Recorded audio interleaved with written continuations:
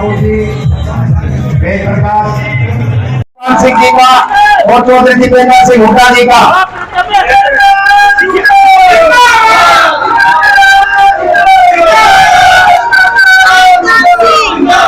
और भाई यहाँ से मैं जयकारे लगाऊंगा, बोले चौधरी दीपेंद्र सिंह हुड्डा की, चौधरी दीपेंद्र सिंह हुड्डा की, राम सिंह की, चौधरी दीपेंद्र सिंह हुड्डा की। बहुत जोरदार तरीके से मान सम्मान और जोश और खरोश के साथ आपके बीच में चौधरी दीपेंद्र सिंह हुड्डा जी को और मान्यवर रामदान सिंह जी को आपके बीच में लाया जा रहा है। और साथ में अब आपके बेटे आपके अजीज अक्षत राव जी भी तालियों के साथ जोरदार तालियां। और भाई जोरदार रामदान सिंह की भाई जोरदार तालियां बजा करके मान सम्मान के जोरदार तालियों के साथ अभिवादन स्वीकार करें माननीय चौधरी दीपेंद्र सिंह हुड्डा जी का और रामदान सिंह जी का।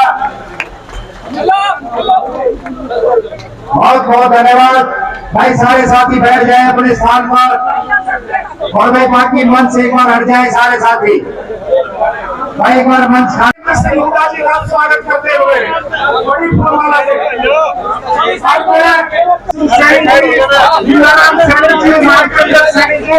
मुंशीराम सैनी जी, अभिराम सैनी जी, हरिराम सैनी जी, आइस फैक्ट्री ओम प्रकाश जी सैनी, गोविंदराम जी सैनी, घनश्याम जी सैनी, रमेश कुमार सैनी, बाबूराव जी सैनी, औषाद सिंह सैनी, प्रेम सैनी, रंगर साहब, पंची लालपुर पार्षद, भूषण सिंह रिटायर्ड फॉरेस्टर, सुमेर संघर्ष के प्रतीक दक्षिण हरियाणा की विदेशी बुलंद आवाज जिसकी गूंज हरियाणा के कोने कोने में सुनाई देती है, हमारे आदरणीय रामदान सिंह जी, हमारे भाई अक्षत जी, रामेश्वर निगरा जी जो हमारे ऑब्जर्वर हैं, पूर्व सांसद मध्य प्रदेश से कांग्रेस पार्टी के जो ऑब्जर्वर हैं अपने जिले के, राकेश यादव जी रिटायर्ड जज, प्रदीप यादव जी, शेर सिंह सैनी जी, राम कुमार यादव जी, हमारे चेयरमैन साहब रमेश सैनी जी, रामविलास सैनी जी, मंजू कौशिक जी, वाइस चेयरमैन जी, एडवोकेट शिवम जी, चेतानंद जी, संजय राठी जी, अशोक सैनी जी। जिस तरह का माहौल महेंद्रगढ़ में देखने को मिल रहा है और जिस बड़े स्तर पर आज ज्वाइनिंग आज महेंद्रगढ़ शहर में भी सारे हमारे पार्षद और चेयरमैन सबका जो समर्थन मिला है, आपके चेहरे जो मैं पढ़ पा रहा हूँ और जो दूर तक खबर महेंद्रगढ़ से आ रही है, पूरे हरियाणा में फैल के आ रही है। महेंद्रगढ़ से एक ही आवाज आ रही है, महेंद्रगढ़ में खाना है, कांग्रेस की सरकार बनाना है और यहाँ से रामदान सिंह जी को जिताना है। और हरियाणा में भी कोने कोने से एक ही आवाज आ रही है। हरियाणा में चुनाव शुरू हुए एक हफ्ता हुआ है, नामांकन की प्रक्रिया जब से पूरी हुई है और इस एक हफ्ते में हरियाणा के अगर आप कोने कोने में नजर घुमा के देखें, एक हफ्ते पहले जब चुनाव शुरू हुआ तो मैं अम्बाला गया था, नामांकन वहां पे कईयों के नामांकन भरवाने के कार्यक्रमों में। अम्बाला वालों से मैंने पूछा, कोई अम्बाला लोकसभा जहां से हमारे वरुण मुलाना जी, वरुण चौधरी जी 3 महीने पहले बड़े बहुमत के साथ लाखों मतों से जीतकर कांग्रेस पार्टी से सांसद बने लोकसभा के, मैंने अम्बाला वालों से पूछा कि क्या रहेगा विधानसभा में, तो उन्होंने कहा 9 की 9 सीट कांग्रेस की झोली में जा रही है। उसके बाद अम्बाला से मैं सिरसा में गया, जहां से हमारी बहन शैलजा जी बहुत बड़े बहुमत से 3 महीने पहले लोकसभा में चुन के गई थी। वहां पर टोहाना में जलसा था,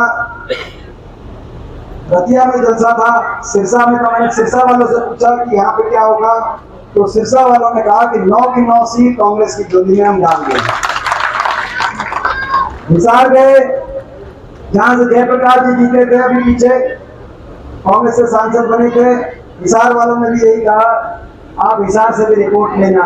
सोनीपत गए, जहां से पंडित सतपाल ब्रह्मचारी जी, हमारे श्रद्धेय सतपाल ब्रह्मचारी जी महाराज पंडित जी बहुत बहुमत से जीत के गए, अभी लोकसभा में कांग्रेस से सांसद बने थे। तो सोनीपत में जब गए तो सोनीपत से भी यही खबर आई, रोहतक की खबर भी आप तक आ गई होगी, और गुड़गांव की भी जो खबर है वो भी आप तक अच्छी खबर आ गई होगी। तो मैं आज महेंद्रगढ़ में पहुंचा हूं, तो आप सबसे पूछना चाहता हूं कि यहाँ की खबर क्या है।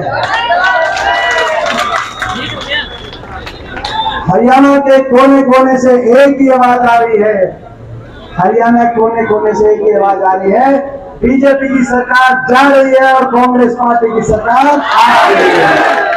क्योंकि बीजेपी की सरकार, इन्होंने हरियाणा का बड़ा नुकसान किया इन 10 साल में। जो हरियाणा प्रदेश विकास का और खुशहाली का प्रतीक हमारा प्रदेश हुआ करता, अपने इतिहास में जब से हरियाणा बना, हरियाणा की पहचान थी विकास की, खुशहाली की। 10 साल की बीजेपी की सरकार में वो हरियाणा विकास की पटरी से तो उतर गया, हरियाणा की नई पहचान बन गई, देश में नंबर 1 बन गया हरियाणा बेरोजगारी में।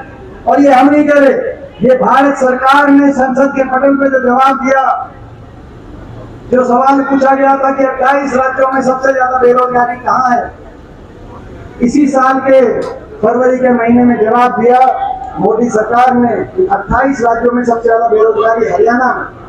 ये रिपोर्ट कार्ड केंद्र की सरकार ने हरियाणा की सरकार के लिए प्रकाशित किया। नंबर 1 बन गया हरियाणा बेरोजगारी में, नंबर 1 बन गया हरियाणा अपराध में, क्राइम रेट में। ये भी गृह मंत्रालय के दिए गए आंकड़े हैं। हरियाणा में नशा बढ़ गया, महंगाई, देश में सबसे ज्यादा वैट, हमारे समय 8% वैट हुआ करता था, जो अब 17% वैट हो गया। सबसे महंगा डीजल, पेट्रोल, रसोई गैस का सिलेंडर आज कहाँ हरियाणा में। महंगाई, बेरोजगारी, नशा, अपराध और विकास का कोई काम नहीं। कोई एक बड़ी विकास की परियोजना इन 10 वर्षों में खट्टर सरकार ने हरियाणा में लागू नहीं करी। विकास की क्या परियोजना, लोगों की परवाह नहीं करी भाजपा ने।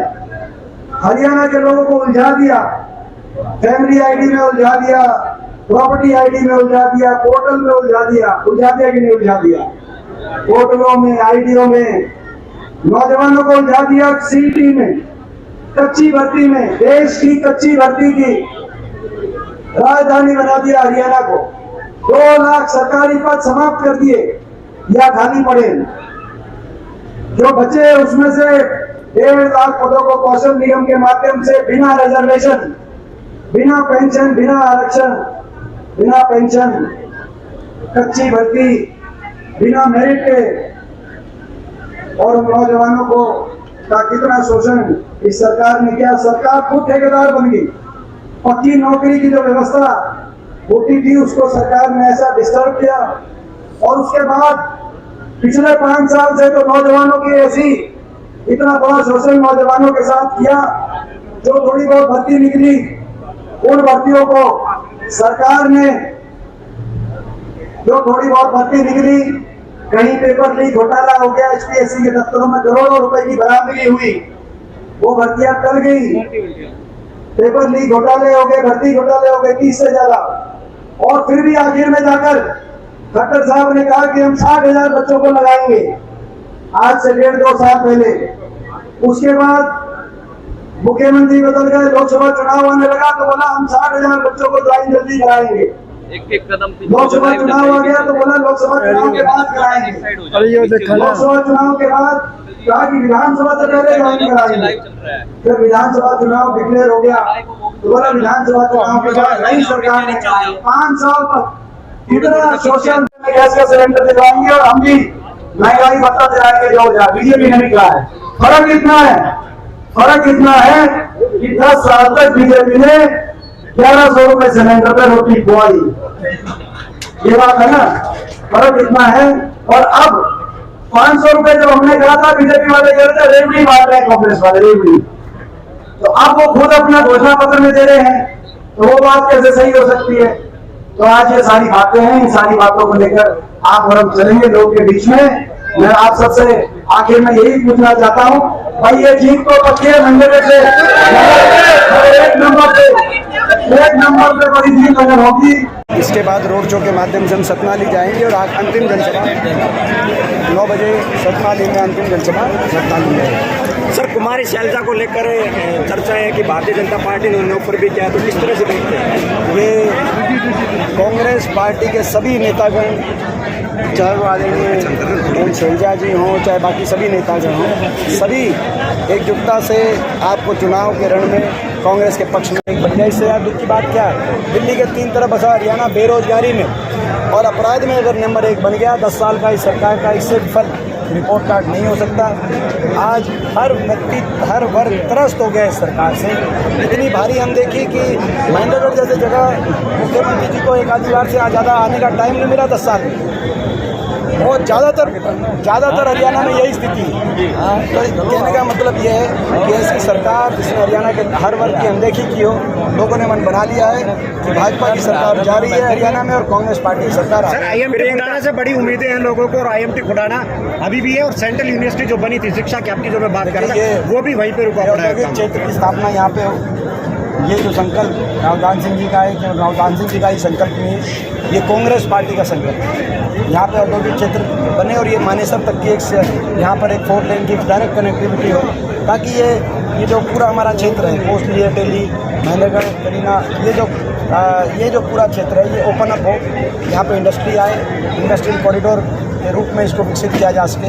ये एक हमारी सोच थी और ये इस पर हमने थोड़ी प्लानिंग भी करी थी, जो हमारी सरकार के अंतिम दिनों के अंदर कुछ प्लानिंग भी, तो मगर 10 साल से ठंडे बस्ते में चली गई थी। पहले हमने यूनिवर्सिटी, चाहे महेंद्रगढ़ में यूनिवर्सिटी हो, चाहे रेवाड़ी में यूनिवर्सिटी हो, चाहे गुड़गांव में यूनिवर्सिटी हो, पूरे दक्षिण हरियाणा तीनों जिलों में एक भी विश्वविद्यालय नहीं था जब तक हुड्डा साहब के नेतृत्व में कांग्रेस की सरकार नहीं बनी। उसके बाद ये 3 विश्वविद्यालय बने, और हमने जो ये बेसिक, जो सबसे महत्वपूर्ण शिक्षा की जो मैं समझता हूँ कि ऐसे इंस्टीट्यूशन जो हम और आप नहीं रहेंगे, लेकिन बच्चों को यहाँ से शिक्षा के स्तर का लाभ होगा, उसकी नींव रखने के बाद अगली प्लानिंग हमारी ये थी इंडस्ट्री को लाने की, वो उसको हम आगे बढ़ाने का काम करते हैं।